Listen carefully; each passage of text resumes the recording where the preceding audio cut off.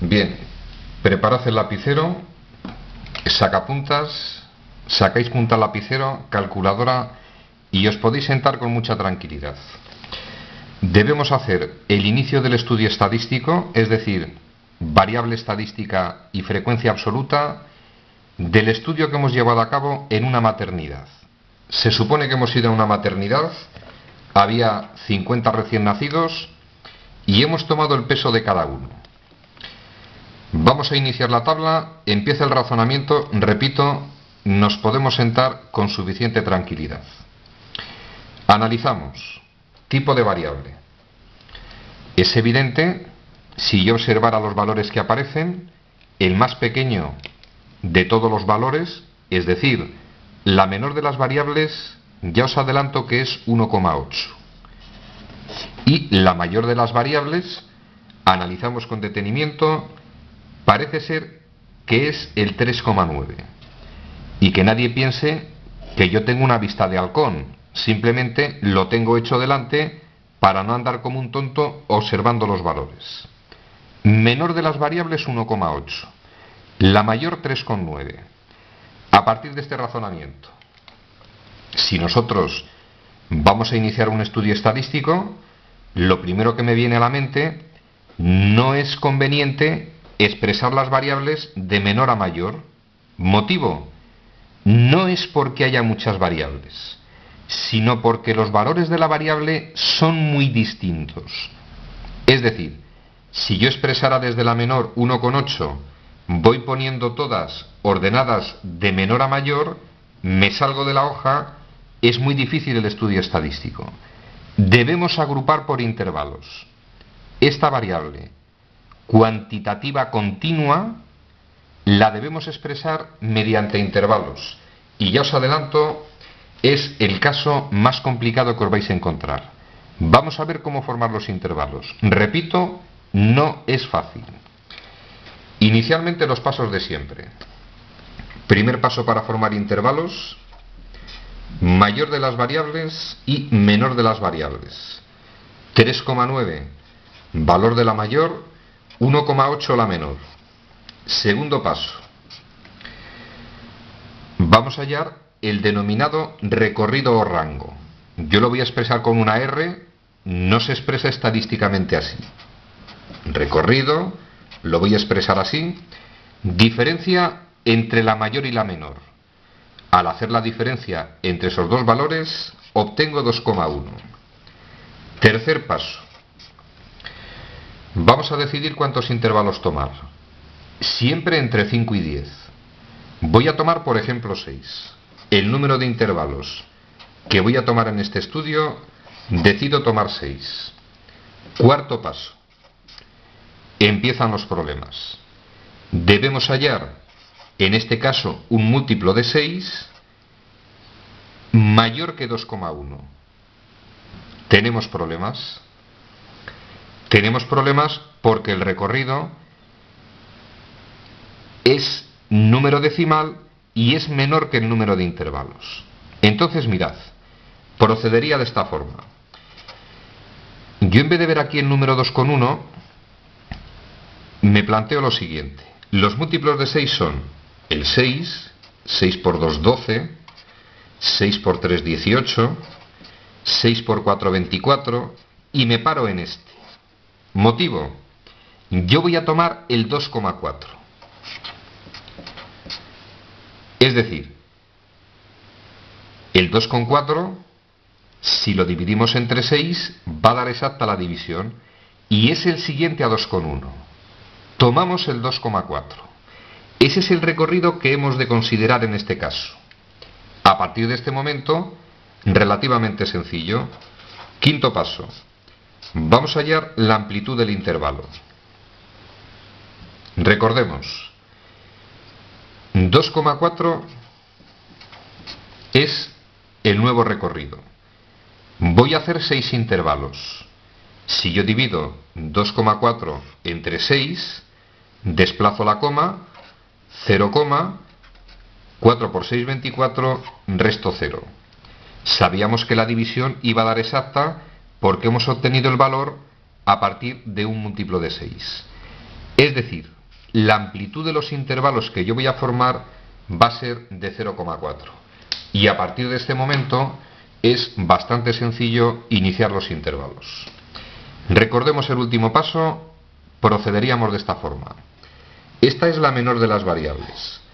Para empezar con el primer extremo del intervalo, tengo varias posibilidades. Voy a tomar un valor ligeramente menor que ese. Por ejemplo, estaría el 1,7, podría ser candidato el 1,6, porque la diferencia entre cualquiera de estos valores y el menor valor de la variable, esas diferencias en todo momento son más pequeñas que 0,4. Cualquiera de esos valores podría ser útil, pero como nosotros sabemos que a ser posible no han de coincidir los extremos del intervalo con ninguna de las variables, en vez de tomar el 1,6 voy a tomar el 1,65. Y es imposible que ningún valor de la variable coincida con los extremos, porque voy a tomar dos cifras decimales significativas. Voy a empezar en este caso en el 1,65 para formar los intervalos.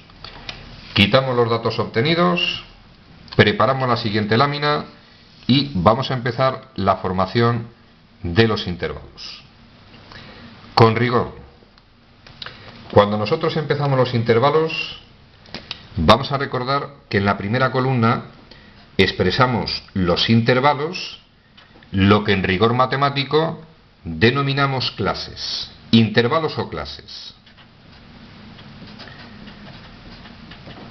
Primer valor del primer intervalo. Hemos tomado la decisión de que empiece en 1,65. Sigo razonando. Cuando demos estadística en cursos posteriores, estos intervalos tienen que estar marcados sus extremos, o con corchete o con paréntesis. Como nosotros tomamos valores que van a hacer que las variables no coincidan con los extremos, aunque no exprese los extremos del intervalo no pasa nada, porque ninguna variable va a coincidir con el extremo. Recordemos que la amplitud es 0,4. A ese valor debemos sumar, en este caso 0,4. 2,05. Siguiente intervalo va a empezar en 2,05 y si sumo la amplitud, que es 0,4, pues 2,45. Siguiente intervalo, empieza en 2,45, sumo 0,4, 2,85. Siguiente intervalo, entre 2,85, si sumo 0,4, da 3,25. De 3,25 sumo 0,4, 3,65. 1, 2, 3, 4, 5. Nos queda un intervalo de 3,65, sumo 0,4, 4,05. Y comprobaciones que suelen ser convenientes. Vamos a centrar un momento la atención en el siguiente aspecto. Mirad. En cada momento en estadística yo os doy un consejo especial. A mí la estadística me agrada en una parte y me desagrada en otra. Es decir, me parece una pérdida de tiempo y a mi edad de vista el andar observando los valores y viendo dónde encaja. Pero, detalle o consejo importante. Haced comprobaciones en cada momento, que no os lleven tiempo, porque si cometemos el más mínimo error, destrozamos todo el estudio. Es decir, vamos a ver si estos valores, todos ellos están comprendidos entre el menor y el mayor de los valores. Evidentemente, la menor de las variables 1,8 va a estar metida en ese intervalo. La mayor 3,9 no se sale de ese intervalo. Otro detalle importante. Si yo restara el mayor de los extremos, que es 4,05, menos el menor de los extremos, que es 1,65, 0, del 6 al 10, 4, 1 y 1, 2, al 4, 2, me da 2,40.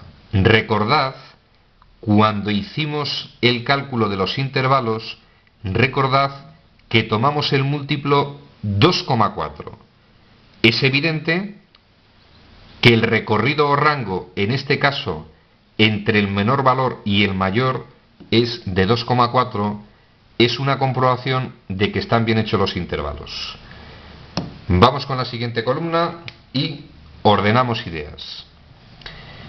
La siguiente columna consiste en poner el valor obtenido de sumar los extremos del intervalo y dividir entre 2. Sumo extremos, divido entre 2, 1,85. Paramos y razonamos. Ese valor no es la variable estadística.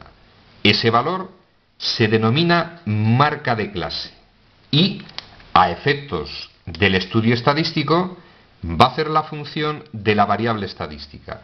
Pero repito, son marcas de clase. ¿Cómo seguimos hallando el resto de marca de clases? Dos posibilidades. Sigo sumando extremos, divido entre 2. Pero el que piensa, como la amplitud de estos intervalos era de 0,4, recordemos que la amplitud era de 0,4 y es la misma en todos los intervalos, si voy sumando 0,4 me va a dar lo mismo que si sumo y divido entre 2. Voy sumando 0,4. Si sumo 0,4, 2,25. Sumo 0,4, 2,65. Sumo 0,4, 3,05. Sumo 0,4, 3,45. Sumo 0,4, 3,85. Detalle de comprobación. Para ver que hemos efectuado bien la operación, si sumo estos dos extremos y divido entre 2, hemos de obtener 3,85. Última parte. En el inicio de la tabla de distribución vamos a expresar las denominadas frecuencias absolutas. Simbolizamos mediante F sub i y se trata en este caso de lo siguiente. Error frecuente. En rigor, la frecuencia absoluta hemos dicho que es el número de veces que aparece cada variable. Pero cuando expresamos en intervalos no se halla de esa forma. Es decir, yo no tengo que ver cuántas veces está el 1,8 o cuántas está el 2,8, no.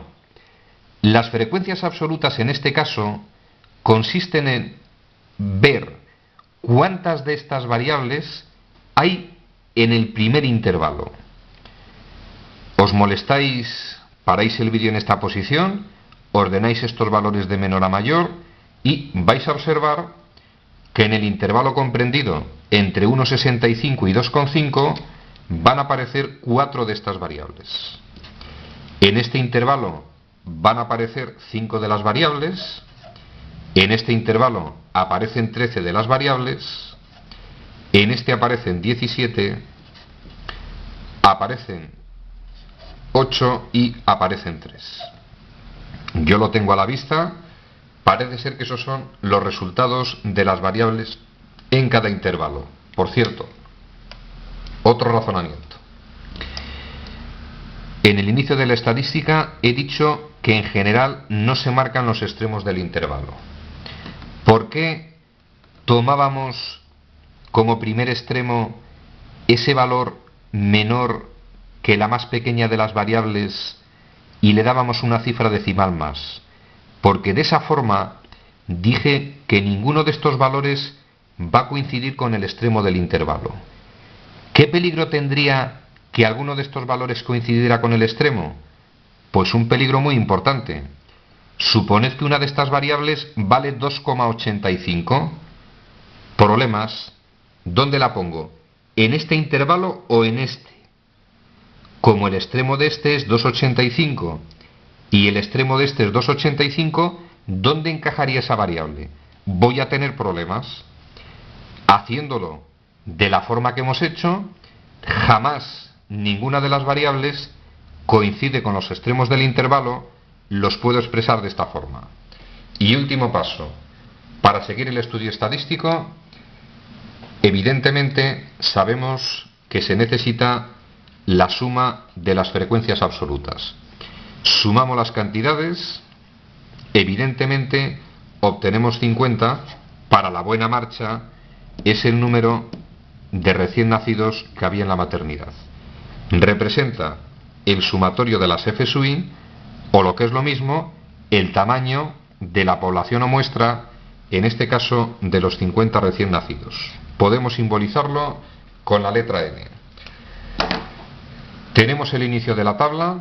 Es probablemente el problema más difícil que podemos encontrarnos en este nivel.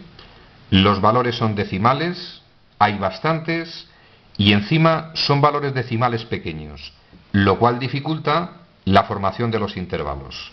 Vamos a hacer más vídeos relacionados con este enunciado para hallar parámetros de centralización, de dispersión, e incluso vamos a ver cuál sería la representación gráfica en tablas más acertada o más adecuada para este estudio estadístico. Ejercicio resuelto.